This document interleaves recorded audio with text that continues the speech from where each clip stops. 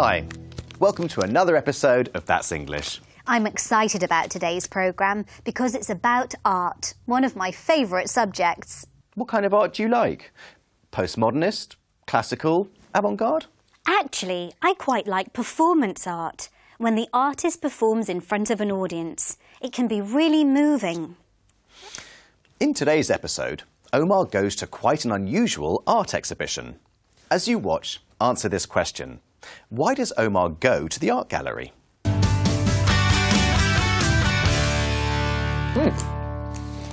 You're really into that art appreciation course of yours, aren't you? And I thought scientists were just people who wore white coats and talked about things the rest of us can't understand. In my opinion, all scientists should learn to appreciate art. In many ways, I think science can be art. Art is something that can seriously feed the scientific mind. I prefer to feed my non-scientific stomach. Have a crisp. No thanks. This module's on postmodernism, contemporary stuff. I've got to write a gallery review. Postmodernist art. It's controversial. Like when you see a pile of rubbish and put it in an exhibition. I prefer more classical art, artists that could really paint and draw. Are you saying this artist can't paint? There's a lot of skill and imagination needed to create this image. It's original, thought-provoking. I prefer this one. It's really memorable, the way light and shade are used to create an atmosphere. So much modern art's predictable and overrated. Everything was new and shocking once. For years, nobody painted using perspective. The painters that did really shocked the world. Yes, some modern art is dreadful, but there's a lot that isn't. In my class, I'm learning that originality is the key. That's my point exactly. The gallery specialising in new artists. I'm going there for my review. Works included in this exhibition aim to explore the relationship between humans and the environment we all share. Now, performance art, that really is just the worst kind of pretentious rubbish.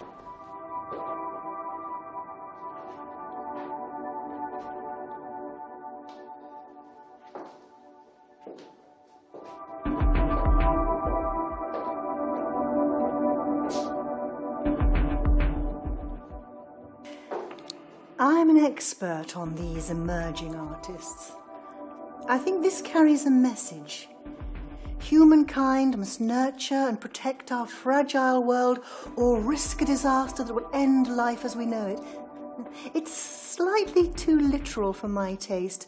I prefer more original, thought-provoking, witty work, combining different media. I rather like it. The figure should be naked. That would convey a sense of danger, conveying our vulnerability in the face of nature's power.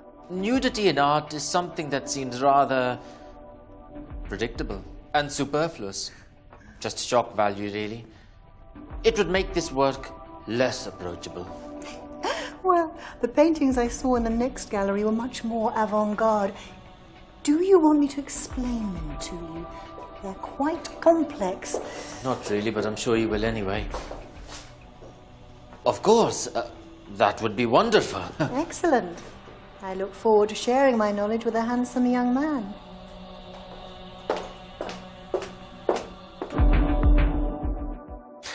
Well, Dolores seems to know a lot about nudity in art. Yes, but I don't think Omar agrees much with her analysis of performance art. Let's take a look at the question again. Why does Omar go to the art gallery? You're really into that art appreciation course of yours, aren't you? This module's on postmodernism, contemporary stuff. I've got to write a gallery review. He's taking an art appreciation course and has to write a gallery review on postmodernism. In the video, we heard people discussing art using relative clauses. The relative pronouns who and which can be replaced with that when they are the subject of the relative clause. I prefer more classical art, artists that could really paint and draw. Art is something that can seriously feed the scientific mind. When the relative pronoun is the object of the clause, it can be omitted. Well, the paintings I saw in the next gallery were much more avant-garde. For example, the Rubens exhibition that I went to last month was excellent. Or, the Rubens exhibition I went to last month was excellent. We also heard an example of a reduced relative clause. This is when the pronoun is omitted and replaced with the present ing participle. That's my point exactly. The gallery's specialising in new artists. I like artists that express modern ideas through their work. I think artists using traditional and classical methods are more skillful. Let's find out how Omar is getting on with his gallery review. In this part, Omar meets Saffron, an artist. And here is the question. What topic inspires Saffron's art?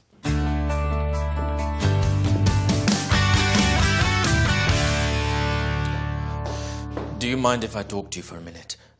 I'm on the run, you see. Of course. You're the guy I saw talking to the dreaded Dolores.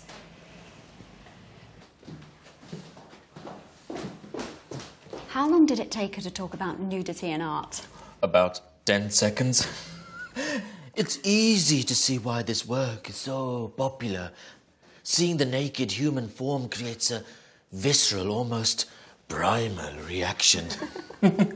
Come on, let's look at the paintings in here. I can recommend them. There's a brilliant performance piece in the next gallery. Highly recommended by me, not Dolores. Abstract, but really thought-provoking. You should go see it. Sorry, that's impossible. I'm in it, you see.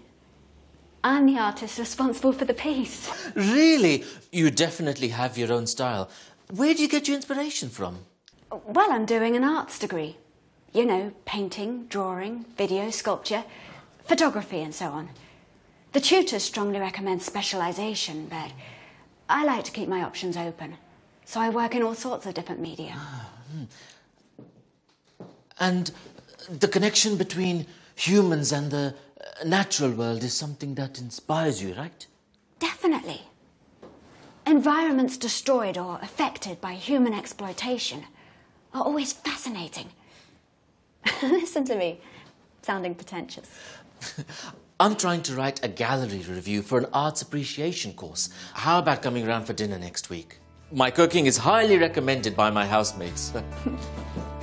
Come on.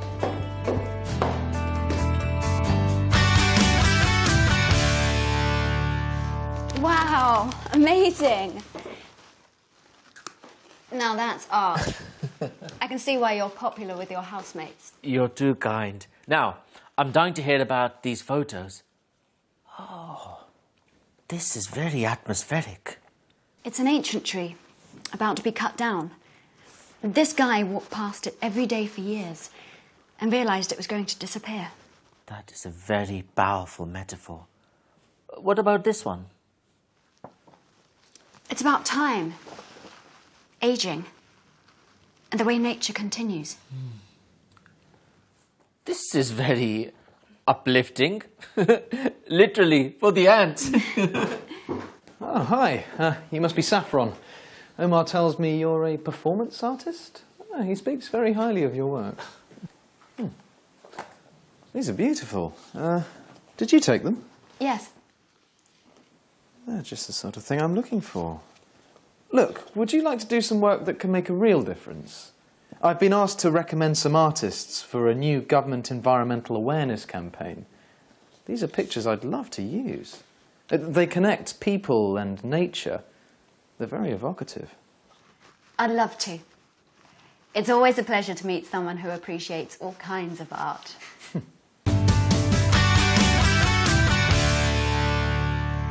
Danny and Omar really appreciated Saffron's artwork. They described it as atmospheric, uplifting and evocative. Before the video, we asked you this question. What topic inspires Saffron's art? And the connection between humans and the natural world is something that inspires you, right? Definitely. Environments destroyed or affected by human exploitation are always fascinating. Saffron is inspired by the connection between humans and the natural world. And by environments destroyed or affected by human exploitation. In this part, we heard people making recommendations. The tutors strongly recommend specialisation, but I like to keep my options open. So I work in all sorts of different media. My cooking is highly recommended by my housemates. We often use the words strongly or highly before recommend, for emphasis. And the verb is followed by a noun or verb in the ing form. Kieran, I strongly recommend going to see the Wildlife Photographer of the Year exhibition at the Natural History Museum. I've heard about it. It comes highly recommended. We can also use praise as a form of recommendation. It's easy to see why this work is so popular. You must be Saffron. Omar tells me you're a performance artist. Oh, he speaks very highly of your work. Did you see Bradley Cooper in the play The Elephant Man? People spoke very highly of his performance. No, but he's gorgeous. It's easy to see why the play was so popular. Let's hear from our friends in the US. We asked them this question. Everyone is creative in some way. What creative skills do you have? I write mostly short stories and poetry, and a lot of my paintings are very strange. I like to do TV stars, pop culture, that sort of thing. I write comedy sketches and I perform in a monthly show in New York. I sing, so I think I can write a little poetry from time to time. Just a little bit, not too much. I'm not like the best at it, but I can be creative when I'm writing. I can play the piano just a little bit, a couple of songs. From pencil on paper to oil on canvas to computer graphic design. I graffiti. I just like to express myself in color. I think that I haven't even reached my creative potential yet, you know what I mean? I think that I love to create stuff, you know. If I need it and I don't have it, I'm gonna make it. That's how I came up with this. I wanted something that's bold and shocking, and you know, that's if I walk by, you're gonna do a double take, you know? So I love to create stuff, yeah. I cultivated visual skills. I worked in mosaic art for 20-some years, and now I'm cultivating the art of listening. When I was a little kid, I used to draw a lot. I thought I had talent for drawing, but turns out I started playing basketball. That's where my skills lie. Who'd have guessed our friends were so creative? Nicole writes short stories and poetry, and Glenn writes and performs comedy sketches. And Tierno made his own T-shirt, but he said he hadn't reached his creative potential yet. There's more to come. Well, that's the end of today's artistic and creative programme. See you next time. Goodbye. Bye-bye.